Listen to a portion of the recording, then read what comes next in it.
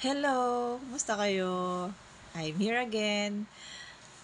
For this time video, I will share with you sa aking umagang nabasa sa Word of God. So, ito yung paalala sa atin na kahit busy tayo sa bahay or sa anumang mga ginagawa sa trabaho natin, na tayo ay huwag natin kakalimutan yung lahat ng ginagawa natin ay para sa Panginoon, hindi lang para sa atin, hindi lang para sa tao, sa mga mahal natin sa buhay.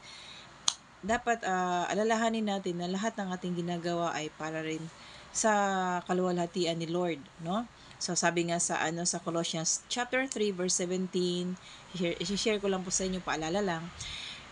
Sabi doon na, and whatsoever you do, whether in word or deed, do it all in the name of the Lord Jesus, giving thanks to God the Father through Him.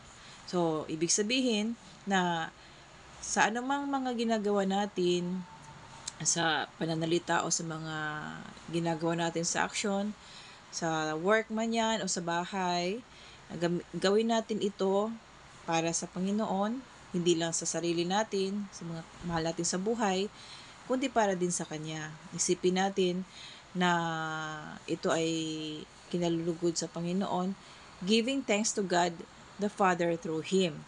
So, huwag natin kakalimutan na magpasalamat sa Kanya. Ayun na yung taho, narinig ko.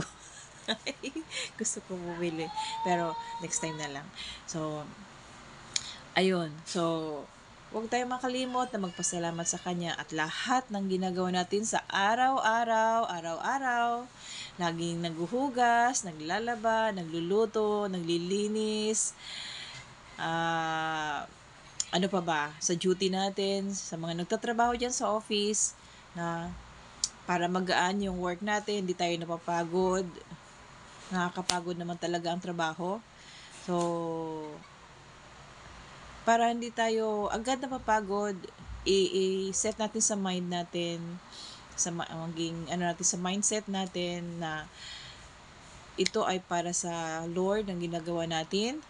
Pasalamat tayo na may work tayo, pasalamat tayo na ito ay blessing. Kaya mahalin natin yung work natin, mahalin natin at magpasalamat tayo sa lahat ng mga biyayang binibigay sa atin. Huwag natin kalimutan yon, para bagamat may mga problem tayo, lahat naman tayo ay may problema, isipin natin na nandyan siya at magpasalamat tayo sa lahat ng mga blessing na binibigay niya sa atin.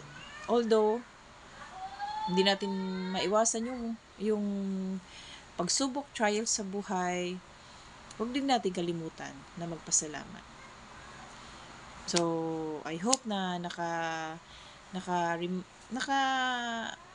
pagbigay ako sa inyo ng encouragement this time. So, ayun, pasalamat tayo sa mga sitwasyon. Okay? So, God bless everyone. Thank you for watching and follow me for more videos. Keep watching po and see you next time. God bless everyone.